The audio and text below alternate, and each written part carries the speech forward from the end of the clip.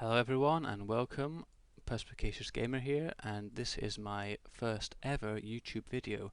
So my YouTube virginity has officially been broken, so try and be gentle on me. And to start off with, we are going to be playing Sam Simulator, which is a nice free indie game. There we go, I'll load it up. And as you can see instantly from the top, it's version 0.926.7, so it's a pre-release version. And this game, it basically lets you fire missiles at various targets of your choosing. And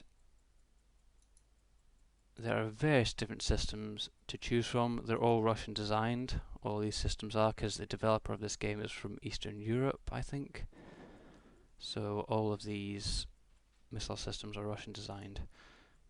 So first off, we have the SA2E guideline system, which is from late 1950s, and it's been operational up until the present day. And as you can see, we've got the radar system at the top here, and you can see the little trailer here, and there's you can slightly see a door there, which is where people go in and out from. So you can, that's roughly gives you a scale of this radar system. It's quite large. And at the bottom here, we have the missile itself on the launcher. And if you click left, this is a newer version of the guideline system, the SA2F. So the radar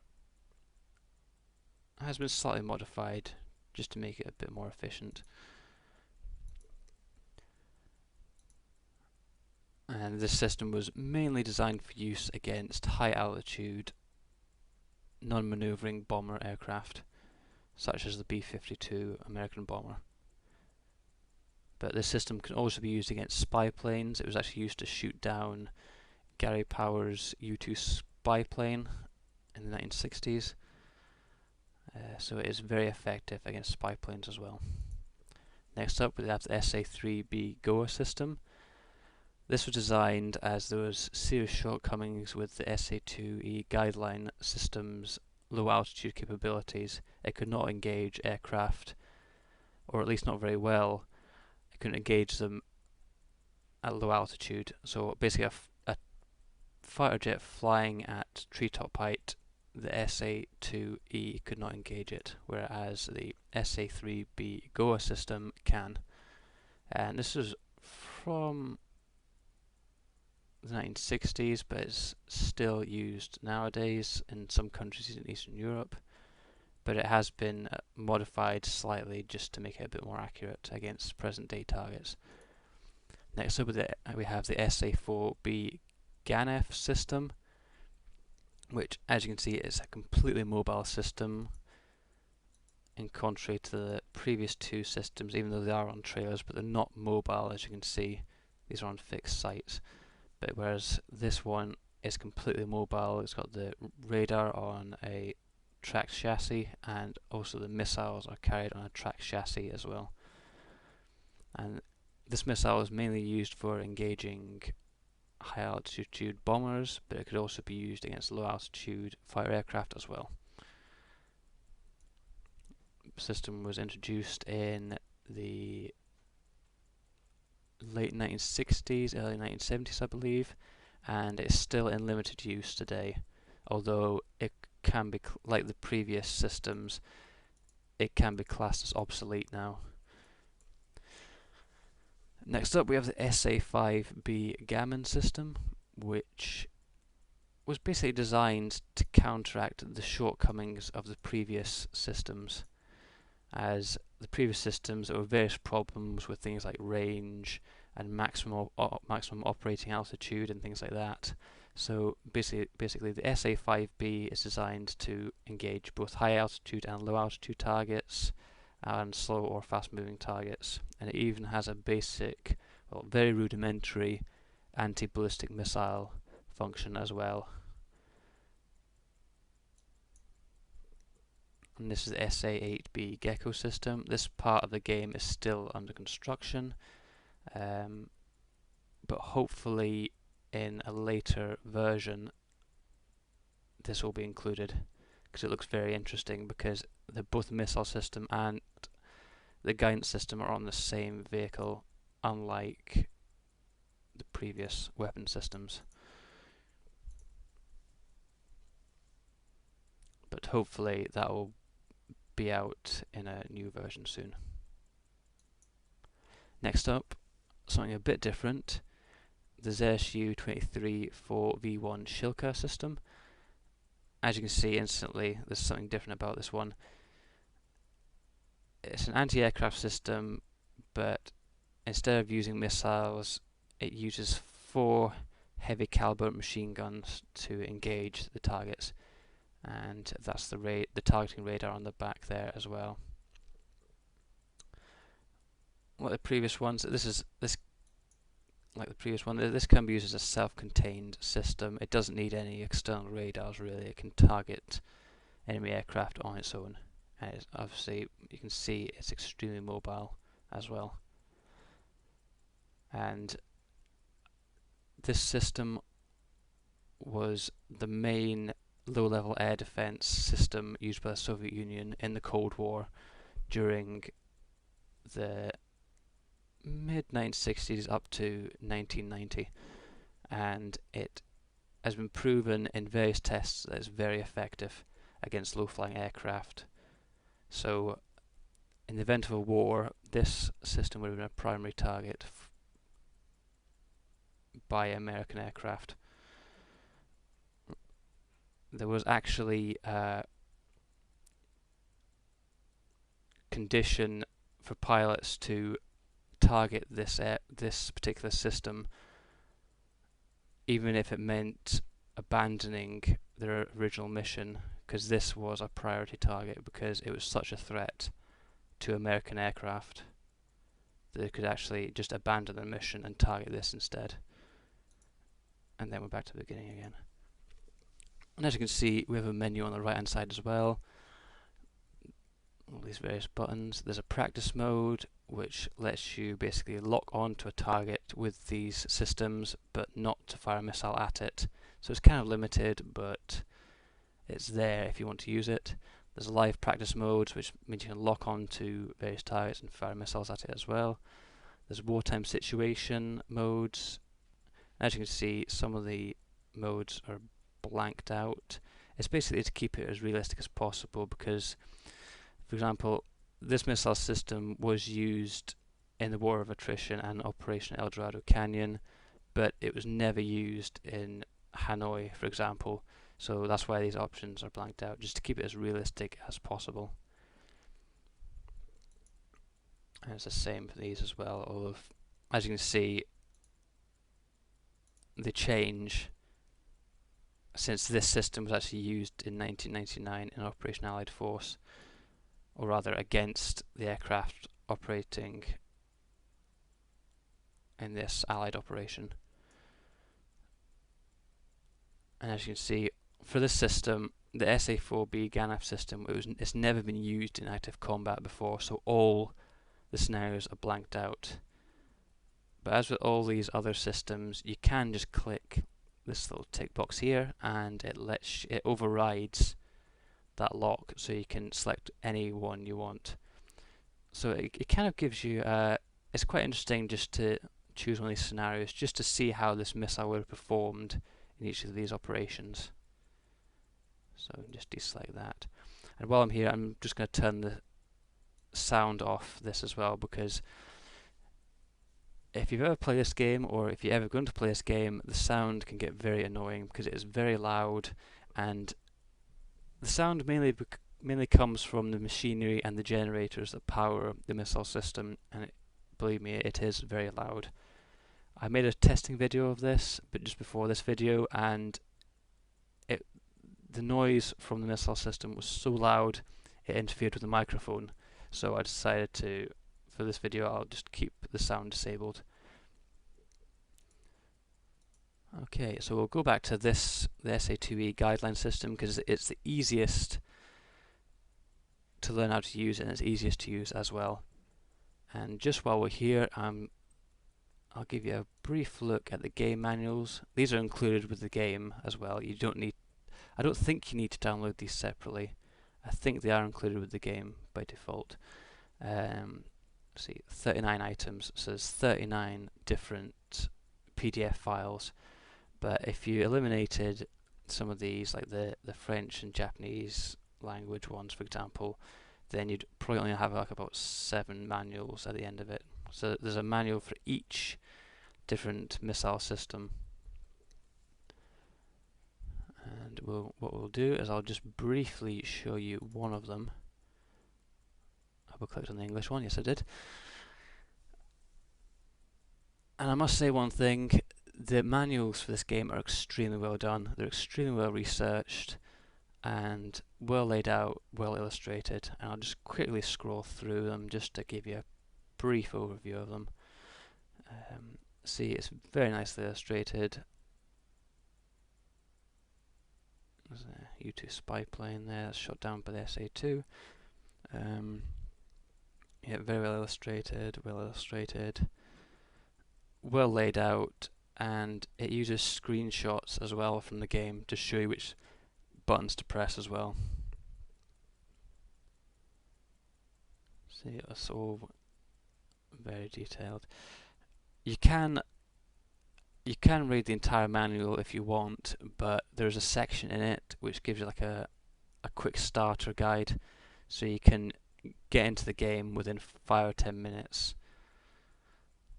And it takes like 5 or 10 minutes to read the starter section. So there we go. So that manual is 58 pages long, and all the other manuals are about 58, 60 pages long as well. But even though they're quite long, they're amazingly detailed and well laid out, well illustrated, well researched. So I am very pleased with the manuals for this game. Okay, so we'll just go back to the game.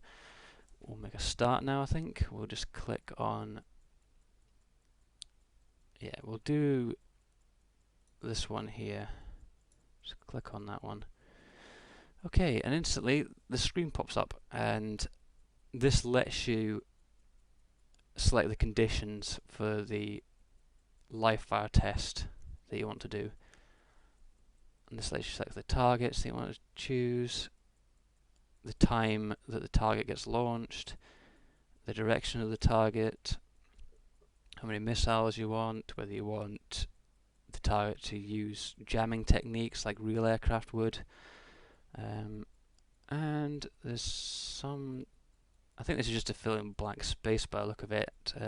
It's basically just some pictures of a real test site, a real SA-2 guideline test site, and you can see that these are all like the support trailers for the staff, and that's the guidance radar there, and you can see in the background there that's an SA-2 missile system.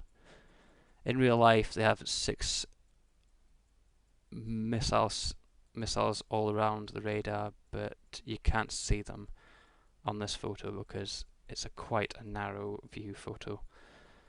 Okay, so what we're going to do is we'll select the target first. That's basically a radar reflector. It's basically a radar reflector hung underneath a parachute. Gives you a very static, slow-moving target to aim at. Ground targets. A lot of these surface-to-air missile systems can actually engage ground targets as well, which a lot of people don't know. A lot of these systems do have a mode for engaging things like tanks,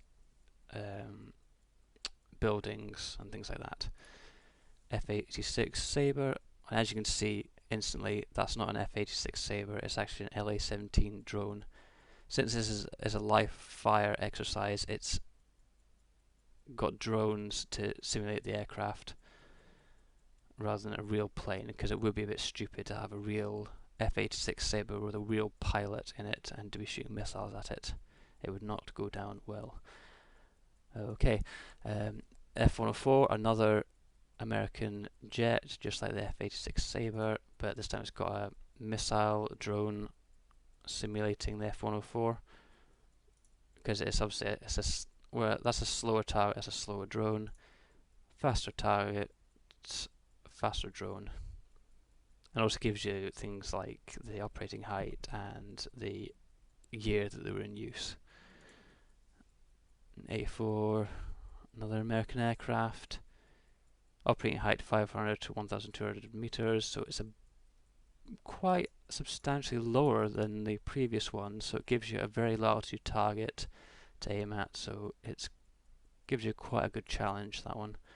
B-52. The B-52, as I said earlier, was the aircraft that the SA-2 was designed to target, because the Russians were paranoid about the American bomber formations armed with nuclear weapons. I mean, I think anybody would be. Obviously a very high operating altitude, but quite a low speed. F4, another American plane. F-15, another American fighter jet. FB-111, that's an American low-level bomber, and as you can see, the operating height of this aircraft is extremely low, so very challenging, and the speed is over Mach 1, so it's a very fast aircraft as well. EA-6, another American aircraft. EA-6, another American aircraft, again very low level, but under Mach 1. Tomahawk cruise missile. This is the first missile type we've come across, really. Again, it's simulated by a drone. Very low operating altitude, very low speed, but the Tomahawk targets are very maneuverable, so they're quite hard to lock onto. The Tornado fighter bomber, which is a British bomber in RAF or Royal Air Force service. These were used in both the First and Second Gulf Wars, just like the Tomahawk missile was. Very low operating altitude and over Mach 1. F-16 fighter jet, an American fighter jet, very fast, but a medium operating altitude for that one.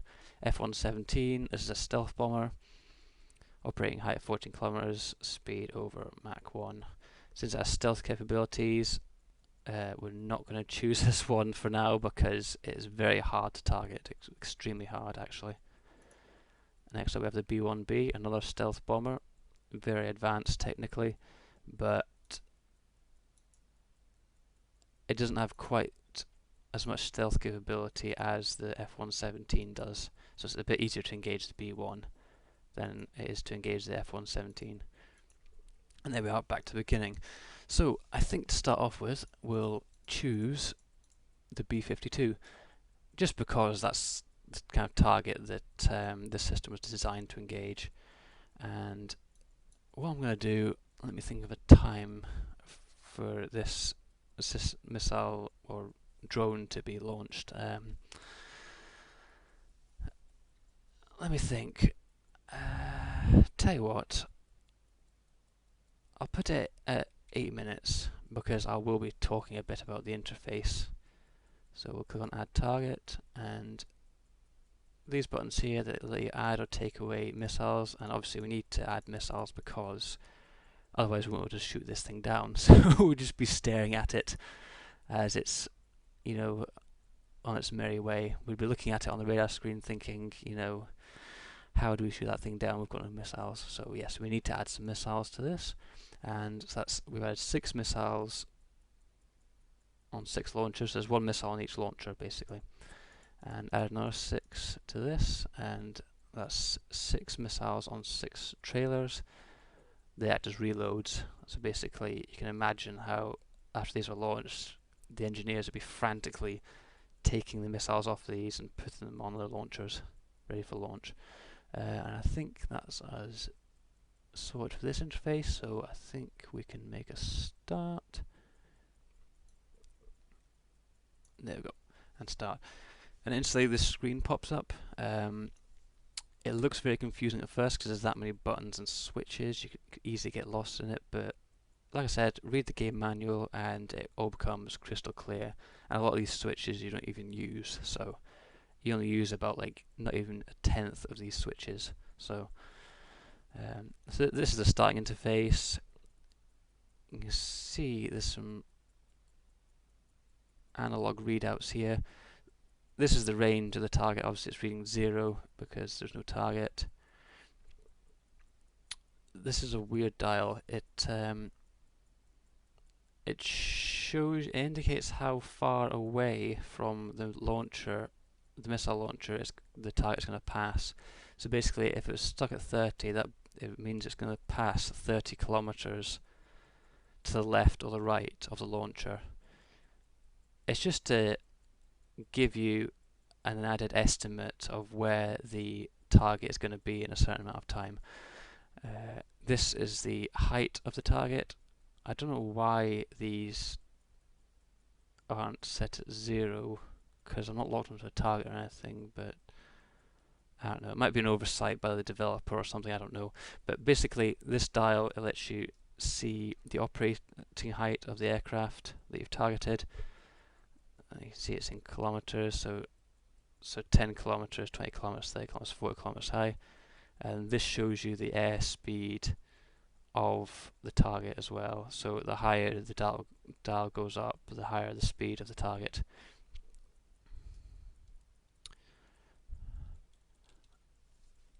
This is the plotting board. Basically, this is a topographical view. It's basically the game's version of the map. It's a top-down view. You can see various features like lakes and things outlined in blue, and this is just all land. And this is as far as I'm aware, this is a coastline, and this is water. Although it's probably not obvious to the viewers of this video, but since I've played this game before, this is water here, and these lines here are rivers, and these little red dots are things like airfields and things. This red circle, that's the maximum range of the missile launcher. This little icon here, that's the missile launcher itself, and these icons here are just like these are air bases and things like that. And this bold red outline, that's the test area. That's the test area there. So the aircraft, or the drone rather, that's involved in the test should appear somewhere here. And if we this is the radar screen here. It's not turned on yet because I've not turned the missile system on, so we'll do that in a second. I'll explain these buttons in a short while. This dial here basically lets you select, for example, if the target appeared here, you click down here and you basically drag left or right, and it lets you select the bearing, and then you click this button here and it feeds the data into the targeting computer, which is this screen here. Obviously it's all turned off at the moment, but we'll switch on in a second. This is the targeting interface, which I will shortly explain after I've turned it all on. So I'll go back to the screen, turn the system on. I won't go into great detail, I'll just show you and tell you which buttons to press. Basically press this button here, the system is powering up. Switch this switch on here, turns the radar or part of the radar on, and this switch here, that turns radar on fully. And this white and blue indicator down here, this button lets you select almost a virtual targeting mode. It's basically if you're in training and you don't want to fire real missiles at a target, you select this mode here and lets you fire virtual missiles. But since we're in live fire mode, we'll select this one, which lets us fire real missiles at the targets. And these switches here, they take the safety locks off the missiles, so we can actually arm and launch the missiles. And this switch here, turn it all the way to right, and that selects all the missiles. What that does is heating up the missiles, because the missiles do take a while to warm up, in terms of things like their electronic systems and things like that. So we'll go back to the radar, and as you can see, this is the radar screen. You can toggle the switch on and off, which toggles the bearing grid on and off. There we go, on and off. It's just personal preference whether you want the bearing grid on or off. And you can right and left click, it lets you adjust the range of the radar. That's the shortest range. medium range, long range. I think with this one we'll just keep it at medium range for now, and I'll keep the bearing grid on as well. Just briefly before the target comes, go back to this. Basically, just give you a quick overview. This side of the screen, this lets you control the bearing. This page is the actual targeting radar, and this side of the screen, it lets you set the bearing of the radar. This sets the altitude, and if you press this button here, this is basically a tilted up view from here, and this line here lets you set the range of the target as well. You just click and drag back and forth, and same with these, just click there, drag, drag, drag, drag, drag. Just quickly check the radar, check the target's not coming.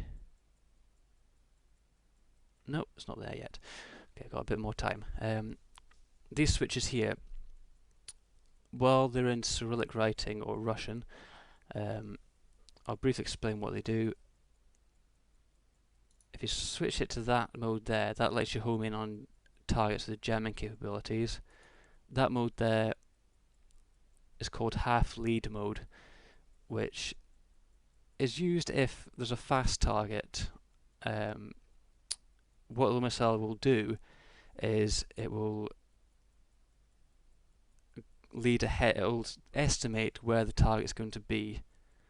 So it'll aim at an aim point in front of the aircraft, so that by the time the aircraft has flown a certain distance, the missile will be in the same place.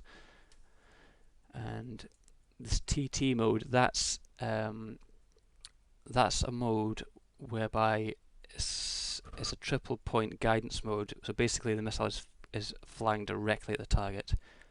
And this K mode, that is if there's a low altitude target, it tries and stops the missile from hitting things like trees and things like that.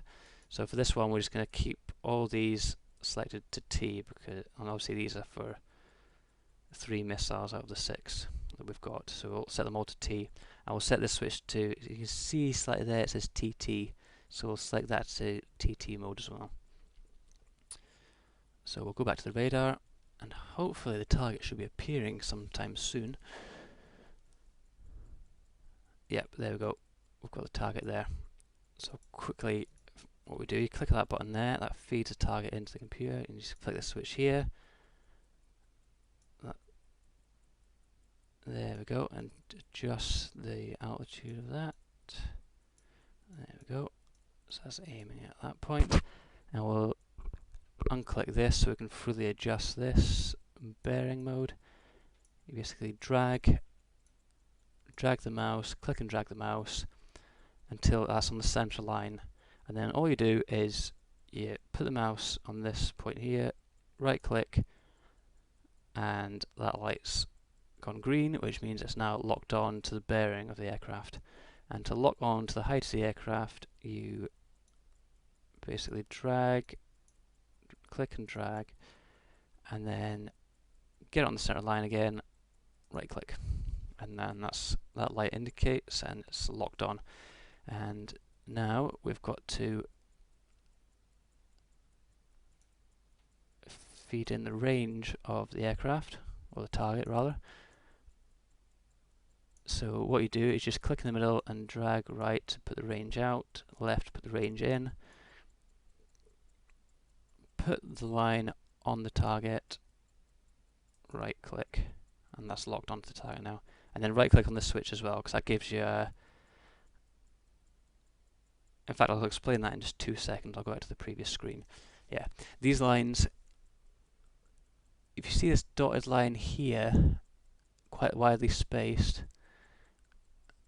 this is that's the maximum range of the missile system, the very maximum range. So if the aircraft's outside that line, it will miss. So what we'll do is we'll click on this button here. That feeds the targeting information to the missiles. And as you can see, this red line, this is the missile system, or the missile launcher rather, tracking around to point at the target. Let's do a final check. Yep, that seems fine. That seems fine. Okay, that seems fine. Just doing a last minute check. And you can switch it between wide beam and narrow beam mode. Narrow beam mode lets you, it focuses the beam more on the target, so it's more accurate.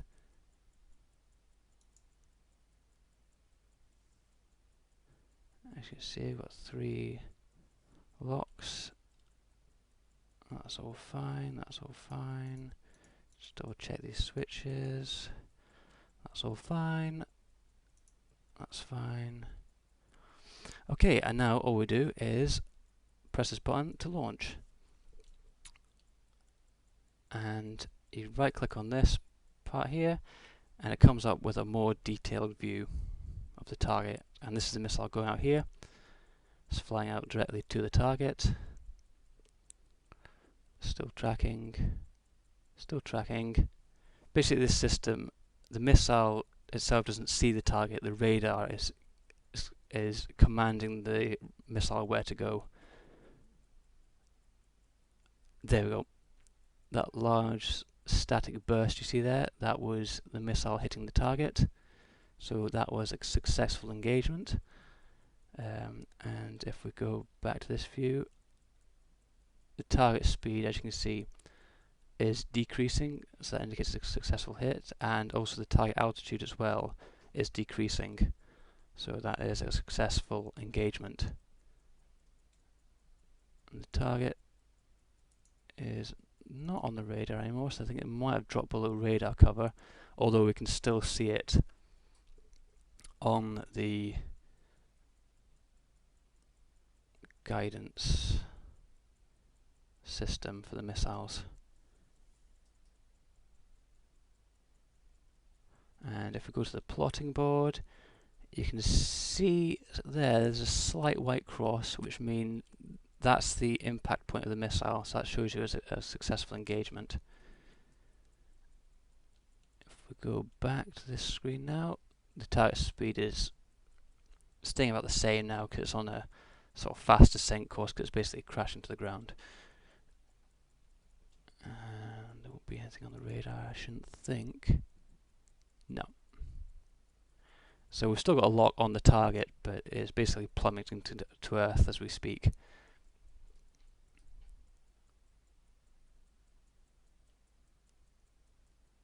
And there we go. We've still got a lock on it, surprisingly, even though the altitude is only like about,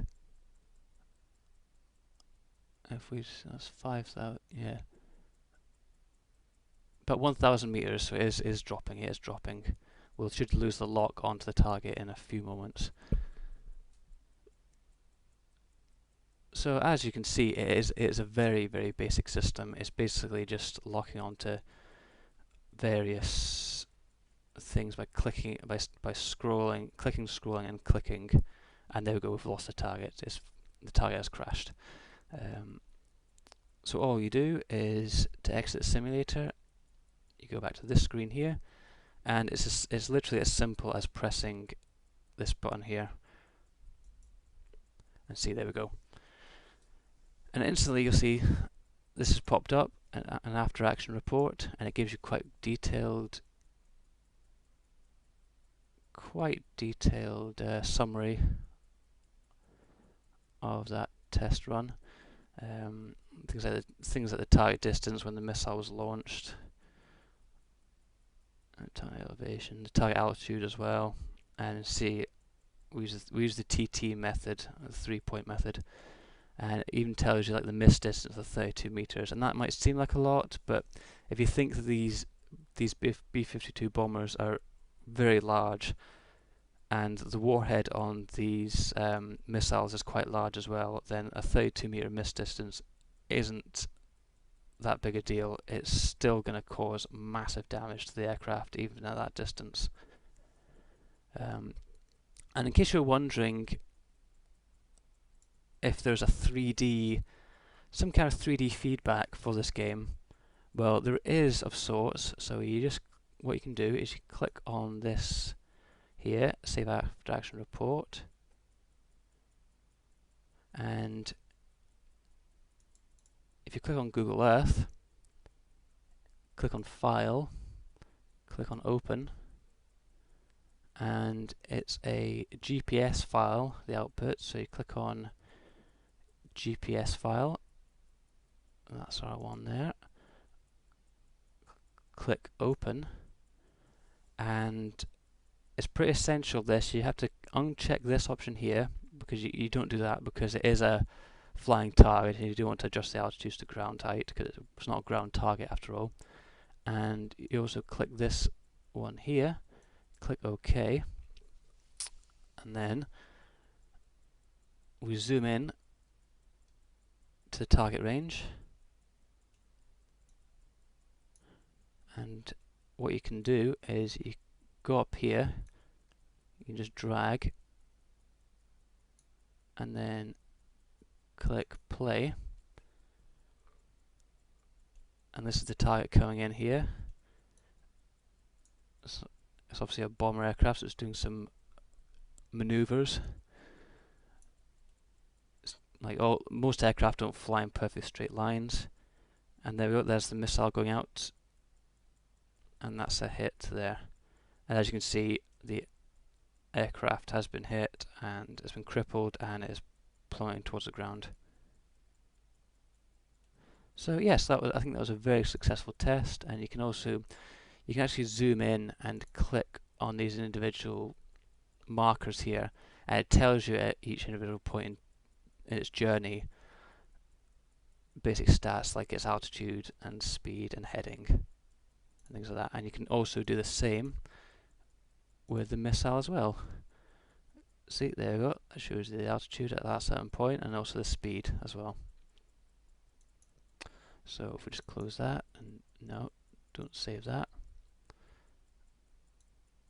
and we can just close that because we've already saved it. So yes, there we go, that's a very basic overview of SAM Simulator. I hope it was educational and informative and fun as well to watch, I hope. I mean, this was my very first YouTube video, so if you liked it, then you can always subscribe to my channel. And the links to this game to download it will be in the description as well. And if you liked the game, then you can always click on the like icon underneath this video. And I shall see you all soon. I may play SAM Simulator again, I'm not sure. I'll sort of play it by ear. I might even try one of the other missile systems, because all of these are very different. The control interfaces are very different. So I'll maybe do that, but I've got some other games that I'm going to make videos of as well. Things like Dead Rising, Hotline Miami.